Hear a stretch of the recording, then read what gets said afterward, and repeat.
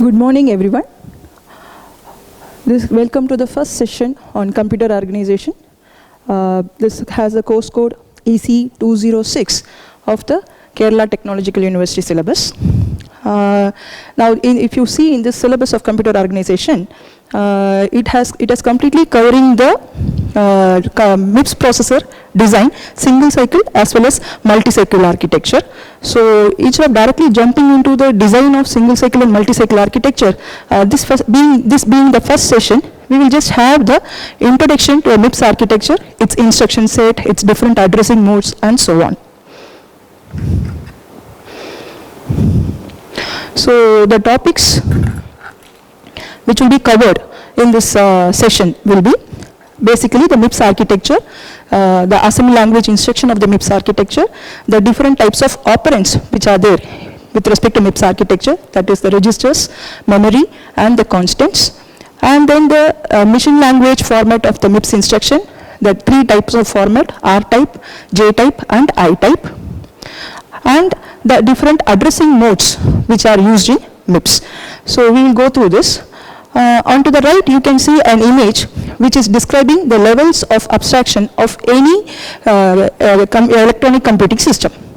If you see that, the lowest one is the lowest of the level is the physics, which describes the motion of electrons in quantum mechanics. Even Maxwell's equation describes the motion of electrons as wave, as particle, and so on. As we go one level of abstraction above, these electrons' motions are controlled by devices which are nothing but the transistors. Now these transistors are the CMOS transistors. Now one level of abstraction as we further go up, these transistors are combined to form some analog circuits which could be an amplifier. Now as the name is analog, which means both the input as well as the output is going to be of a continuous value, continuously changing signal. As we further go one level of abstraction, the analog circuits are always interfacing with the real world because the real world signals are continuous in nature. But once the real world signals are captured, the processing of the signal happens in the digital domain. So the digital circuits, which is comprising of the AND gates, OR gates, XOR gates, NOR gates, NAND gates, so they perform the computation on the signals which are captured. Further, if we go one level of abstraction, there are the logic circuits, which are nothing but the adders, multiplexers, registers, memories, which are built by these gates. And one level of abstraction is the microarchitecture, which describes the connection of these adders, multiplexers, registers, memories in a particular fashion. That is the microarchitecture. Further one level of abstraction up is the architecture. That is what is viewed by a normal programmer or an user. He is just aware of just the architecture. The architecture could be Intel x86, ARM, AMD, Qualcomm, Snapdragon, anything, MIPS architecture. So that is the only thing which is visible for an user. So that is why it is highlighted in blue color. Further on top of it, one level of abstraction once we go, we have that architecture, on top of it the operating system, a software, which is, once we enter the software realm, the operating system is loaded onto the architecture. And on one level of abstraction further is the application program which is running and which is managed by the operating system. It schedules your program, it manages the hardware devices, drivers, and understands the protocols, right? So those things are clubbed at the software level. Now, for your grandmother who is going to just surf the internet, she need not have to be aware of the physics of motion of electrons. She is totally abstracted from the underlying physics which is governing all these things. She can happily surf the internet. So that is why the user need not have to understand the lower level details. That is why this abstraction level is very important. Now when we come with respect to designing an architecture, the portion where we will be focusing is the architecture and the microarchitecture. These are the two levels of abstraction which we will be going in deep. Now coming to MIPS architecture. MIPS architecture, it was first developed by John Hennessy and his colleagues from Stanford in the year 1980. It is used in many commercial systems like Silicon Graphics, Nintendo, Cisco. Earlier it was used in many commercial systems. Now this is John Hennessy. He is the president of Stanford University. A little bit of history, because we have to give due reference to the person who invented those things. And he is professor in electrical and computer science engineering department since 1977. Along with John Hennessy, his colleague is David Patterson, also joined in this research of inventing this architecture. The MIPS architecture is based on reduced instruction set computing. It was finally launched into the market in 1984, and in 2004, almost 300 millions of MIPS processors were sold in the market.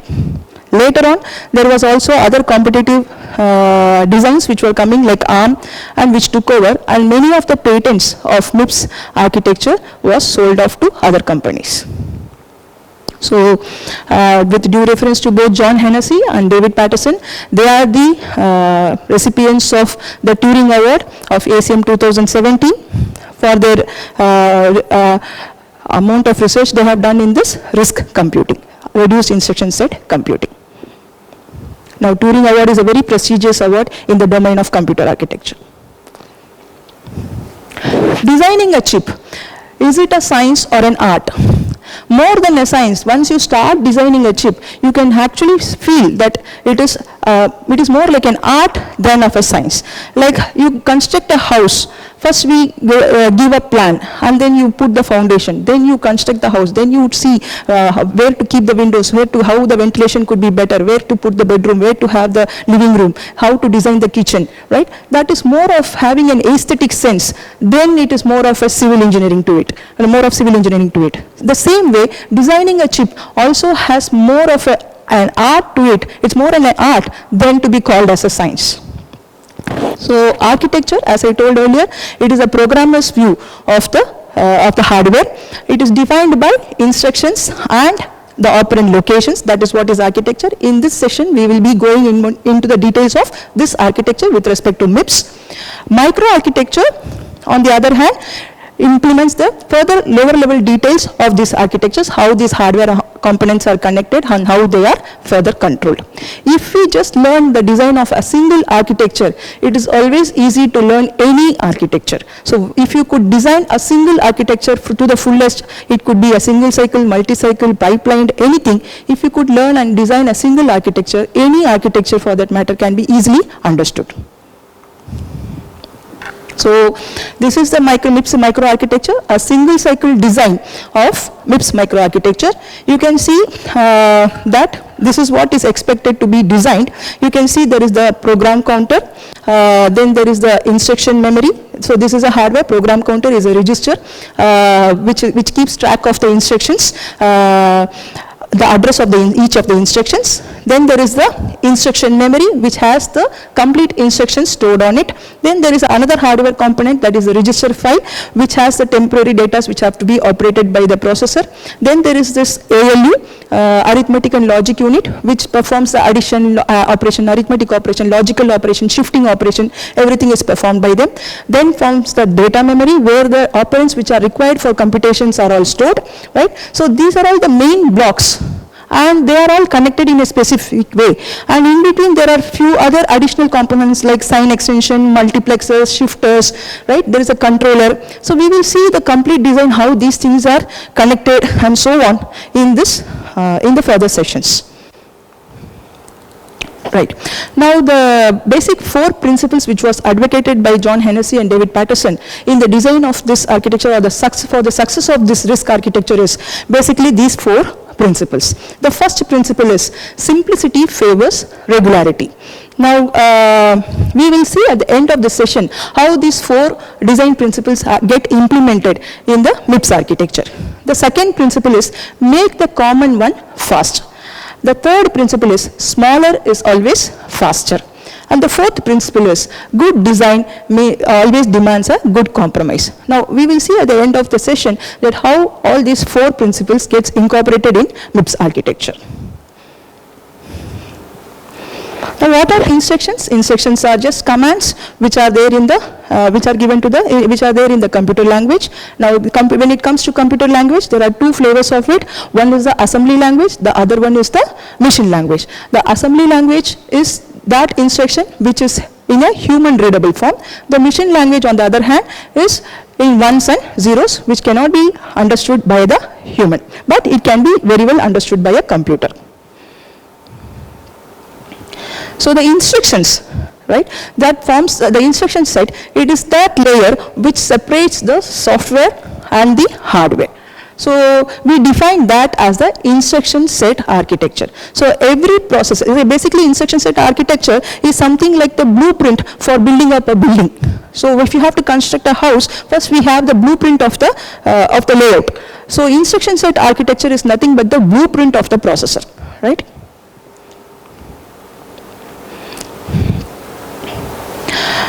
So let us see in detail now. Let us go into the architecture. The machine language in MIPS. So this is a machine language, means it is understood by the processor. So it is going to be in ones and zeros. And MIPS is a 32-bit architecture, which means all the instructions and all the data in MIPS architecture are going to be 32 bits. Instructions can be, again, in general, instructions of any processor can be broadly classified into three categories. They are the data manipulation instructions, data movement instruction, and control flow instructions. Example of data manipulation instructions like adding, subtraction, ANDing, ORing, where we are going to manipulate the data. There are instructions which are specifically meant for manipulation of data, NANDing, NORing, and so on.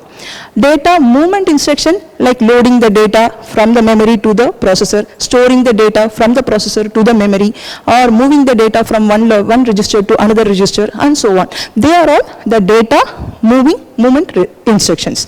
The third flavor of instruction is the control flow instruction, wherein the execution of the program switches its flow of control from one location to another location due to some, because it is satisfying some conditions. The branch instructions and jump instructions are examples of control flow instructions. So every architecture, if you see, basically the instruction set can be classified into three categories. In the same way, in MIPS architecture also, the instruction sets gets classified or grouped into these three categories.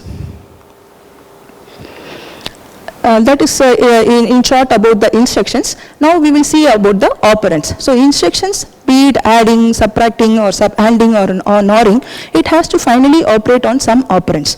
Now where are these operands in MIPS architecture? These operands are either in the registers, or they are in the memory, or they can be as constants, which are also called as immediates. Now we will see in detail how they are in registers, memory, what do we mean by them. The MIPS architecture, as I showed in earlier slide, the complete diagram of the MIPS architecture. So it has a program counter, instruction memory, and there is a hardware component which is called as the register file. So we are now discussing about that register file. So it is MIPS has got a total number of registers which are there in MIPS are 32 registers. Each register is 32-bit width, right? So in general, the data width, that is the size of the register, that decides the processor type. If it is an 8-bit processor, then the register size is of 8-bit, which means the data which can be stored in a register is only 8 bits.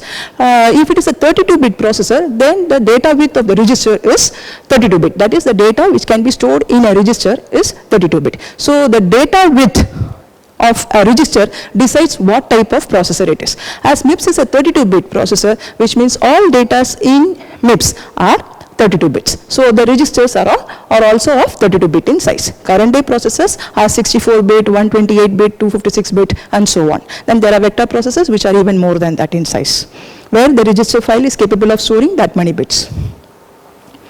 And registers are faster in memory. As you saw in the diagram, register file, it is located very close to the arithmetic and logic unit. Because of its close contour with the arithmetic and logic unit, the operation, the data which is there in register file can be easily accessed by the arithmetic and logic unit, and hence the computation will be faster. And as I told, MIPS is called as a 32-bit architecture because the data width, it is operating on data which are all of 32 bits. So this is the register set of the MIPS architecture. You can see here there are 32 registers. They are numbered from register 0, 1, 2, 3 and so on. Each register or a group of registers are given some specific names and they have a specific usage. The first register, that is the register 0, it is also referred as $0. The number is 0. It always stores a constant value 0. You cannot change the value of $0. The next register, that is register 1, it has the name of $80. Now, it is basically an assembler temporary. It is used in the case of pseudo instruction, which we will be discussing in the later sessions. The other register is $V0 to $V1, which is the register number 2 to 3. They are basically meant for function return values. That is, whenever a function is called, the function computes something and returns the value. The return values are always passed through $V0 and $V1. $A0 to $A3, the register numbers ranging from 4 to 7 are through which the arguments are passed to the function. $T0 to $T7, the register number ranging from 8 to 15, they are also referred as temporary variables. So intermediate computational values can be stored in $T0 to $T7. $S0 to $S7, the register number ranging from 16 to 23, they are also referred as saved variables. Things will become more clear what we mean by temporary variables and saved variables. Saved variables are exactly the variables which are there in the program. They are equivalent as the saved variables. Again, there are two more additional temporary variables, $T8 and $T9, numbering 24 and 25. $K0 and $K1, basically they are the operating system temporaries. The use of it will not be understood now, but as we go discuss about the floating point instructions and about the grow processes, the use of $K0 and K1 will become more clear, and particularly the exceptions. Then we can understand the use of K0 and K1. $GP is also called as a global pointer. It is the register number 28. $SP is also called as a stack pointer, is having the register number 29. $FP, the frame pointer, its register number is 30. And the $RA is the register number 31, which has the return address of a function call. So altogether, there are totally 32 registers in a MIPS architecture. So in general, the MIPS naming convention is at the beginning of every register in the instruction, there is always, that is, as the assembly level, you always indicate with a dollar symbol. For example, if it is $0, we can call it as either register 0 or as $0. These are just the explanation of just what I told in about each registers. So there are temporary registers, there are saved registers, there are specific registers for returning the function values, there are specific registers to pass the arguments to a function, and so on. Right. Now let us see a simple C code. We can see that this is a simple C code, A is equal to B plus C. Now when it gets translated into a MIPS assembly code, now this is just an addition operation, which means the mnemonic which is going to be used is a add, is a mnemonic. Now there are three variables in this, A, B and C. So each variable has to be given a register. So we had 32 registers. So we are going to assign randomly some registers for them. Generally, the variables are assigned in saved registers, right? Saved variables. So $S0, A is being assigned to $S0, B is assigned to $S1, and C is assigned to $S2. So when this instruction, that is the C code, gets converted into an equivalent MIPS assembly code, being an addition operation, it is indicated by the add mnemonic, then $S0, $S1, $S2. Now, if you see here, the assembly format as well as the high level format, they are in the same format. You have the two operands on the right hand side. Here also you have the two operands, S1 and S2, $S1 and $S2 corresponding to B and C on the right hand side. The result is assigned to the variable A, which is on the left hand side. Even in MIPS assembly code, the result is assigned to $S0, which is on the left hand side. So it is just following the high level code. So the operands are on the right hand side. The operation to be performed is indicated by the mnemonic. Based on the operation to be performed, the operands get added and the results get stored in the destination, which is on the right side, which is on the left side.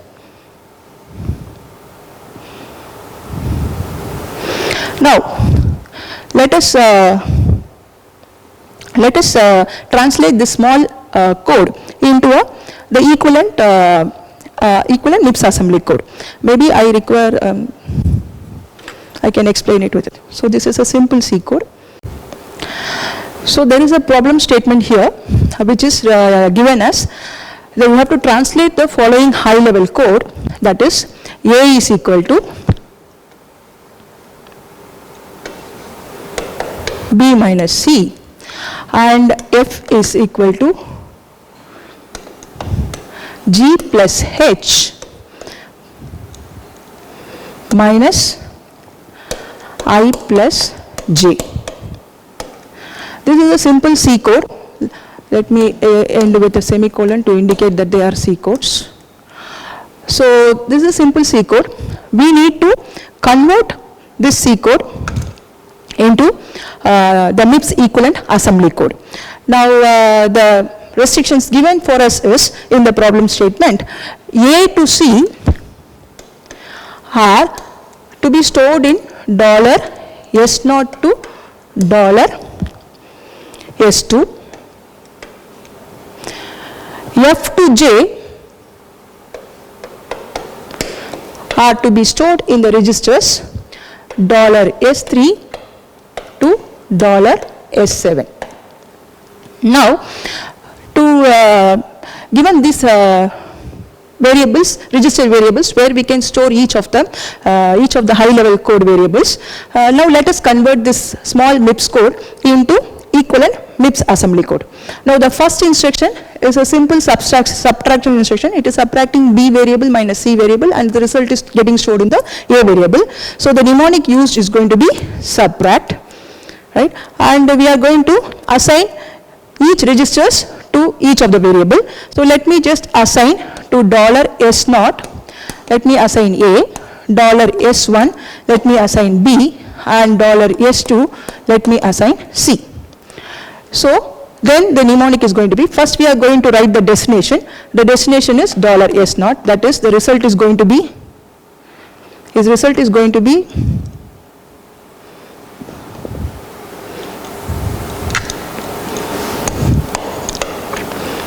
comma $S1 comma $S2. So this is my B variable, this is my C variable. The operation to be performed is subtraction. Subtract $S1 register whatever data is there in $S1 with whatever content which is there in $S2 and store the result in $S0. The same way we need to convert the second C code which also into an equivalent MIPS assembly code. Now we don't have a single instruction which performs both addition as well as subtraction in MIPS. We have all smaller instructions. So first let me perform the addition operations G plus H and I plus J, and then I will perform the subtraction and store the result in F, for which I need to assign again the variables for the registers for each of the variables. Let me take F, let F be in $S3. Let G be in, I am just assigning one register for each variable, $S4. Let it is up to you, $S5. I variable in $S6. J variable in $S7. Right? So we have just assigned each variable to one register. First we have to do the computation of G plus H, next the computation of I plus J, and the subtraction result have to get stored into the variable F. So let me first perform the addition. So that is the mnemonic add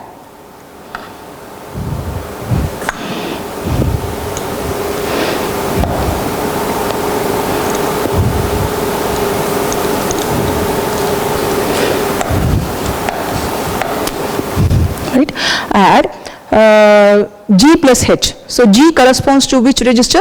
$S4. So let me write the $S4 comma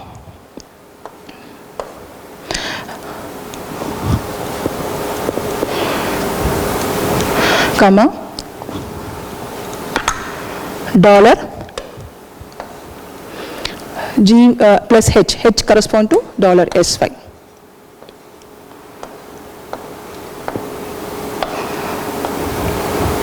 right? Now, where to store this addition result? We need to store this temporary result, intermediate result in some register, right? Let that destination register be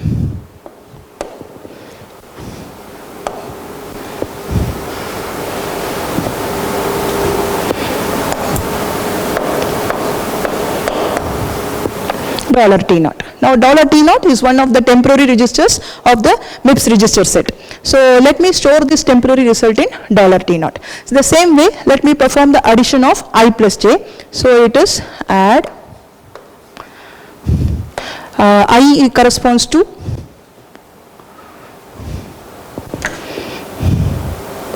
I was corresponding to say $6 and j was corresponding to $S7.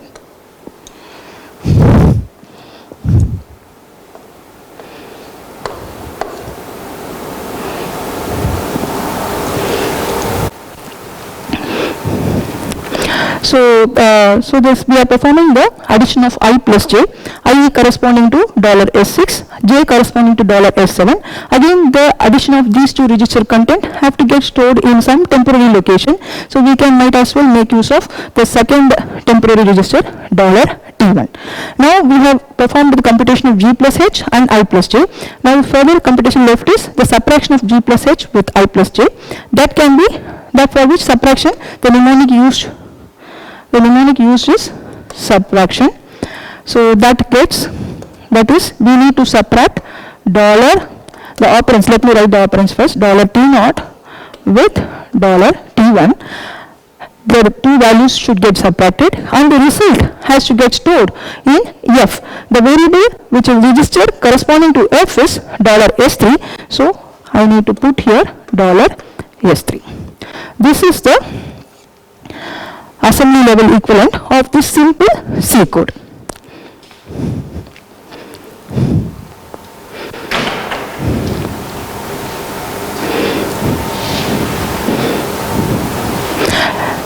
Let us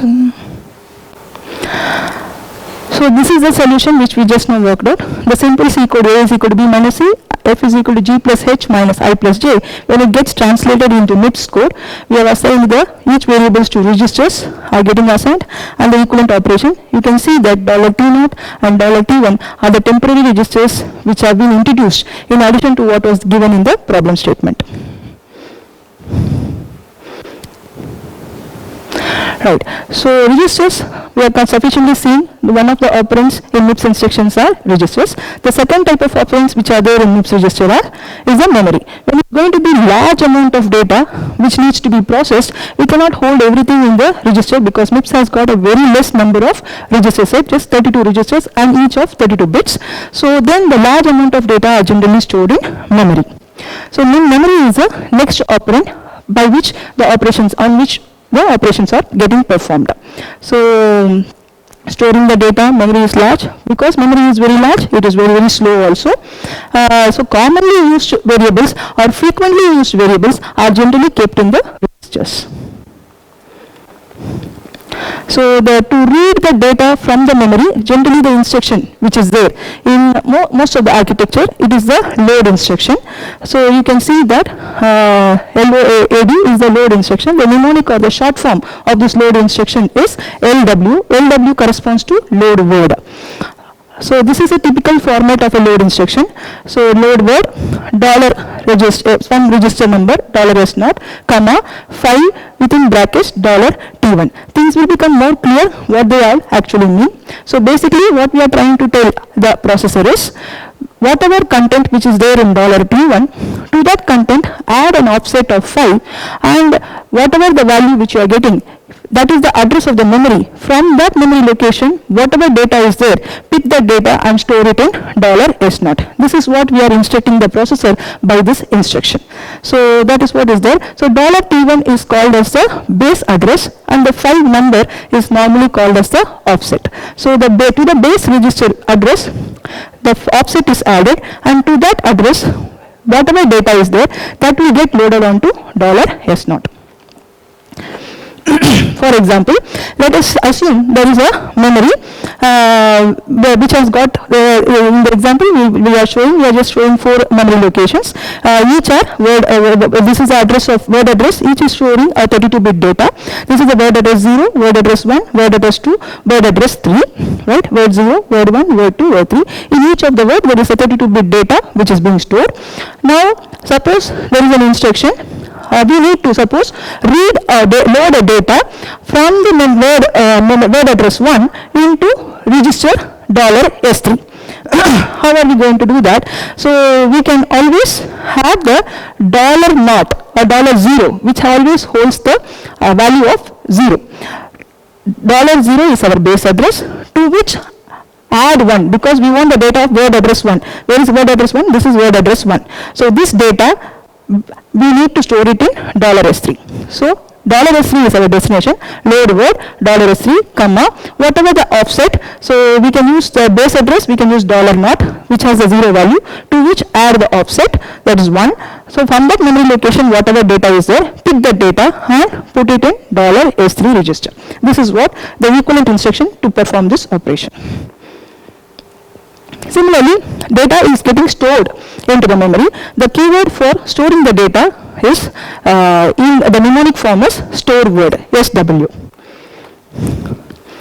Now suppose we want to write, storing is always from the processor to the memory we tell as store, and if we have to load from the memory to the processor, that is the loading operation. Once the data is loaded, the processor will do some computation, it will produce the result and it will push the data out to the memory, and that is the storing operation.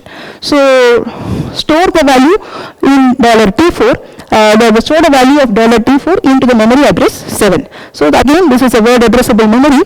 The equivalent instruction format is similar to our load word. In here it is going to be store word. The format is same, but the understanding is different. So because it is now store word, whatever content which is there in $T4, that content has to go into the memory to the location indicated by $0 or $0, which has a 0 value, to which 7 is getting added. So the memory in the word memory location 7, whatever content which is there in $T4 gets loaded.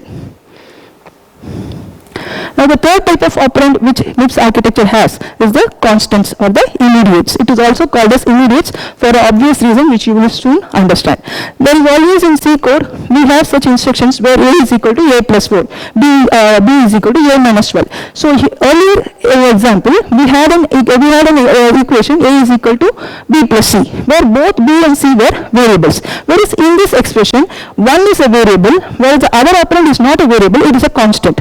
So we have a direct translation of such kind of instruction into MIPS assembly language. The only difference is it is the same add operation. So the mnemonic is add, but because one of the operand is not a register, rather it is a constant, we have to include the letter I to this mnemonic, which indicates that there is a operand which is coming immediately in the instruction itself. So one of the operand is going to be in the instruction itself. So here the same format, A is assigned $S0, B there is no B, B is assigned to $S1. So A is equal to A plus 4 will give add I $S0, $S0, 4. So one operand A is $S0, the other operand is a immediate constant which is part of the instruction. The addition operation happens on them and the result is getting stored in $S0. Same way, B is equal to A minus 12. So destination is B, which is $S1, comma, the operands are $S0 and minus 12. So this is the other format of operands. So further processing we will see in next class.